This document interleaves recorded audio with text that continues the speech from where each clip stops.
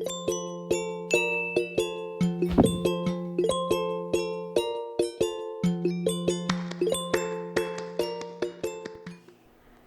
to make my bite-sized deviled eggs, I will be using 6 medium-sized eggs. Now, if you want 24 deviled eggs, double this recipe. But today, I am using medium-sized egg as opposed to a large egg. You could also use this recipe with large eggs. You might have to adjust the mayo and measurements of the other ingredients, but I find it better on the budget, and I like to present bite-sized deviled eggs when planning a party. I am going to be using a 1.5 quart saucepan to boil my 6 medium eggs, which will give me 12 deviled eggs. Again, you can double this recipe for more.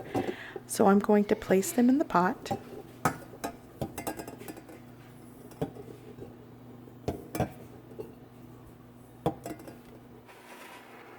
And now I'm going to add cool water, covering the tops of the eggs about a ½ inch.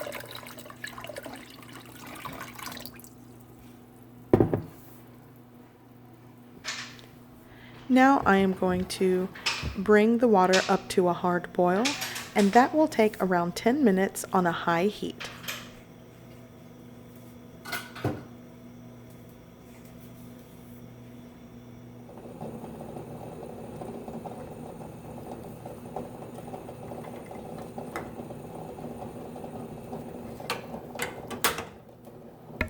Now that my water has come up to a hard boil, I am going to cover it with a lid, remove it from the heat, and allow my eggs to set in the hot water for 12 minutes.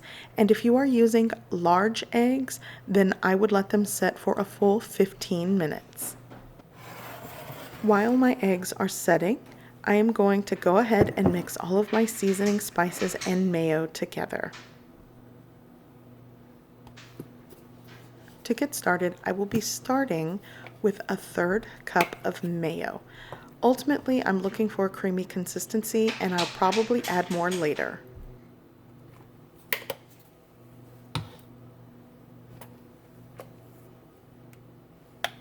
Next, I'm going to add a ½ teaspoon of spicy brown mustard. You could also use yellow mustard, it's up to you. Now I'm going to add a little less than a 1/4 teaspoon of Cajun seasoning. You could also use paprika, but I like Cajun seasoning. I'm also going to add a dash of onion powder. That is optional, but I like it. And I'm also going to add a pinch of sugar. Again, that is optional. And at this point, I want to make sure I have a 1/3 cup of mayo, so I'm adding just a little more. And now I'm just going to give everything a whisk. So while I'm whisking, I just want to give you a little information on why I use Cajun seasoning. I used to use paprika and salt, but the Cajun seasoning really gives it a nice little kick, and it is inspired from my friend's Cajun deviled eggs. I love the way they taste, so I adjusted some of the seasonings and spices that I used. Okay, so everything is combined. So now I'm going to drain all the hot water and replace it with cold water and allow the eggs to set and cool off for 10 minutes.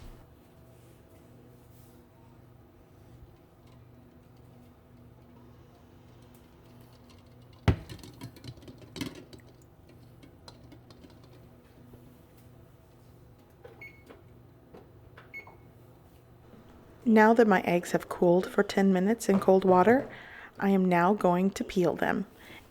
Now the secret to getting your egg to peel easier is to use older eggs. And of course that's actually not a secret, but if you didn't know, now you know.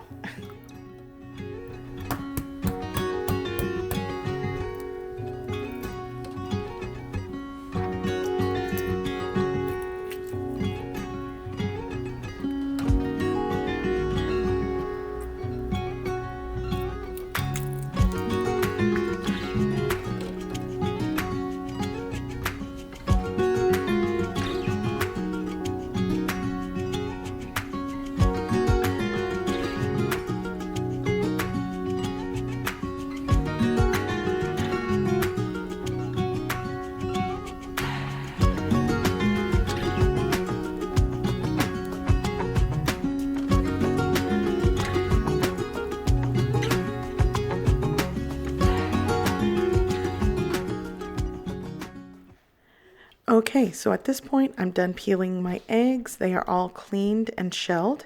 So now I'm going to split them in half, and I'm going to remove the yolks. By the way, take a look at that perfect yellow yolk.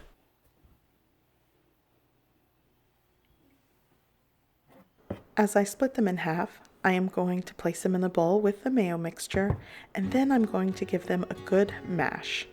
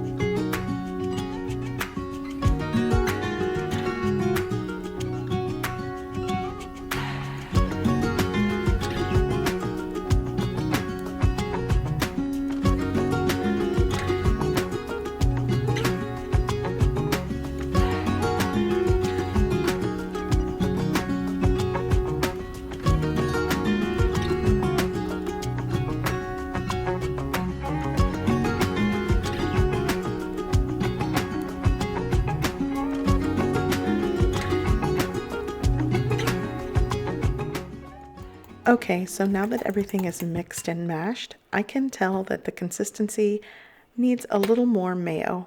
So I'm going to add 1 or 2 tablespoons more of mayo, and you might find that it's the perfect consistency. It's a more stiff consistency, but I want a creamy, soft center to my deviled eggs, so I'm going to add a little more.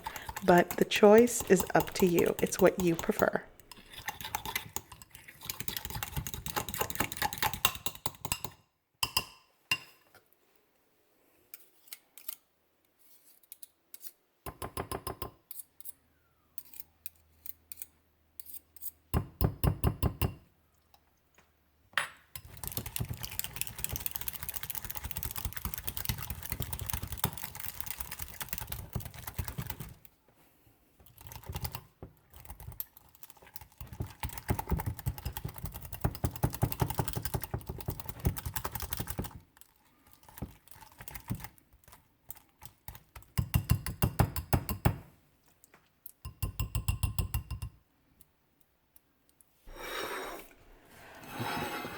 Okay, so now that that is all mixed and whisked together, I am now going to fill my deviled eggs. But first, I am actually going to pipe in the filling using a ziploch bag. You could just as easily spoon it in with a spoon, or you could also use a piping bag with a fancy tip. But I find the baggie a very convenient way to pipe in the filling to my deviled eggs. And all I'm going to do is basically put everything into the baggie, push it to one corner, and then snip the corner large enough so everything can pass through, and just pipe it into the eggs.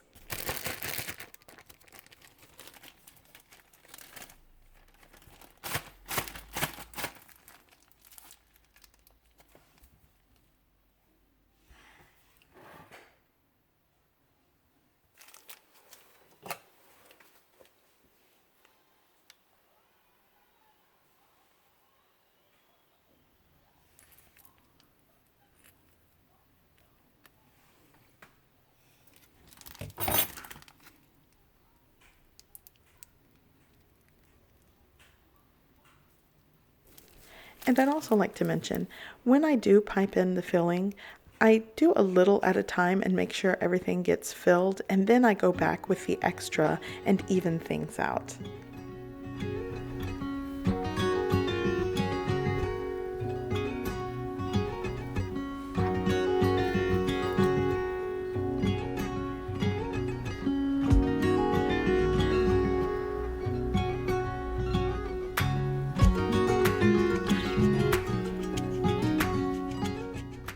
Now for a garnish and contrast in color, I like to sprinkle a little paprika on the tops of my deviled eggs. And if you don't have paprika, sometimes I like to add a little cracked black pepper to the tops as well.